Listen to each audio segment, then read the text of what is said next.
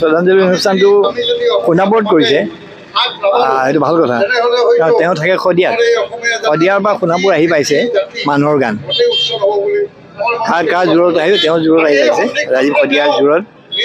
শদিয়াৰ পৰা সোণাপুৰত মানুহৰ গানৰ তেওঁ মৃত্যু এটা শ্ৰদ্ধাঞ্জলি কৰিছে, বৰ ভাল কথা। মই আৰু এটা কথা কওঁ, মিডিয়াত গ'লে ভাল হয় যে মানুহৰ গান, জাতিৰ গানৰ যদি কম্পিটিশ্যন পাতে, যেইহে আৰ্টিষ্টৰ কম্পিটিশ্যন পাতি লাভ নাই। ভূপেন্দ্ৰৰ বাহিৰে ভূপেন্দ্ৰ সংগীত ৰবীন্দ্ৰ সংগীতৰ নিচিনা।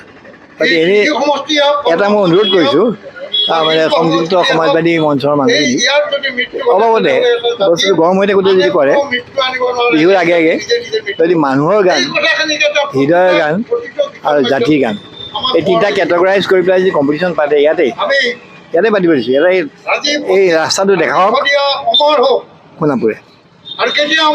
মই জাজ কৰিব আহিম বাৰু, মোক লৈ আহিলে হ'ল, মোক লৈ আহিলে য'তে ত'তে যাম।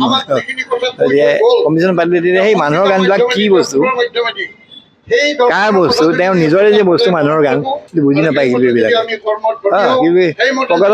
পকেটত চাই চাই গান গায় আৰু গান কি কৰে, পে'মেণ্ট নোহোৱালৈকে গানেই নাগায়। এইটো কি কথা হে? এই কান্তলৈ চোৱা দেখিছে নেকি মোৰ? পকেটত পইচা নোহোৱালৈকে আৰম্ভই নকৰে গান। গতিকে সেই ধাৰাটো, সংগীতৰ সেই ধাৰাটো লৈ পুনৰ ঘূৰি আহিব লাগিব। আৰু কম্পিটিশ্যন পাতিব কৈছোঁ মই মুকুল দত্তক, তুমি যোৰাবাটতে পালা, ইয়াতে পালা, গতিকে এই অঞ্চলটোৱে দেখাইছেতো। বেলেগত ক'তো কিন্তু শ্ৰদ্ধাঞ্জলি অনুষ্ঠান পালা নাই, গুৱাহাটীতো নাই। কোনোবাই যদি কৰিছে নাজানো, কিন্তু নাই।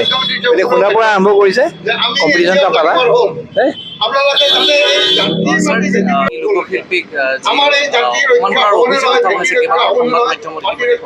নহয়, এটা কথা ক'ব, সাহিত্য আৰু সংগীত কেতিয়াবা এক নহয়। সাহিত্যবিলাকত তাও এটা আছে, মই উপন্যাস লিখিছোঁ, কিন্তু উপন্যাসখন পঢ়িবলৈ একমাহ লাগিব পাৰে। গান এটা শুনোতে 3 মিনিটৰ গান শুনে, গতিকে 3 মিনিটৰ গান এটাই এখন উপন্যাসৰ লগত যুঁজিব দৰকাৰ নাই। কিন্তু উপন্যাসখন আজি পঢ়িলে 7 পেজ, কালি পঢ়িলে 7 পেজ, গানটো 3 মিনিটতে শেষ কৰে।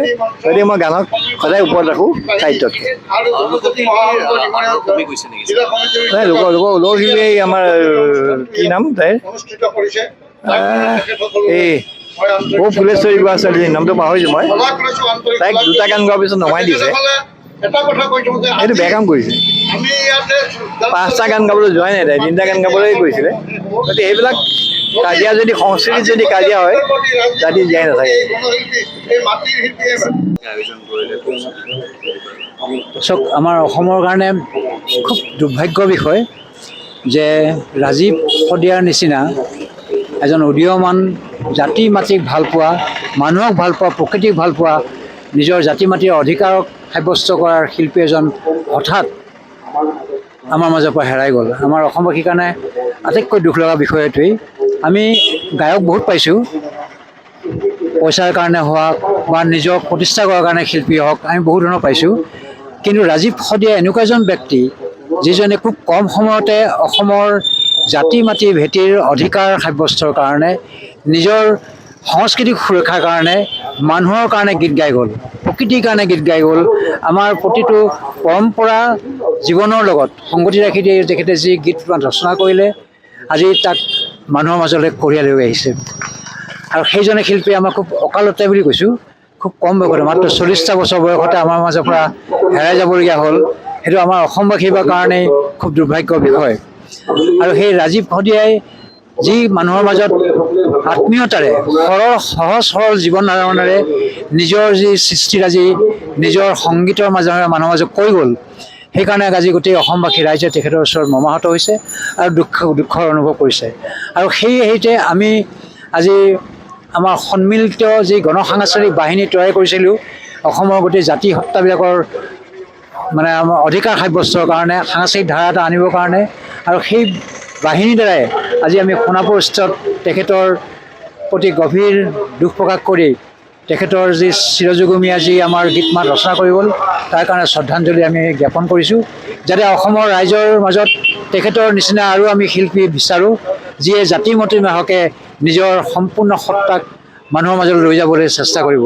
আমাৰ সেইটোৱে আহ্বান জনসাধাৰণৰ ওচৰত যে ৰাজীৱ শদিয়াৰ গীত মাতৰ জৰিয়তে আমি যেন ৰাজীৱ শদিয়াক সদায় জীয়াই ৰাখিব পাৰোঁ। ৰাজীৱ শদিয়া জীয়াই থাকক, আমি তাকে কামনা কৰিছোঁ।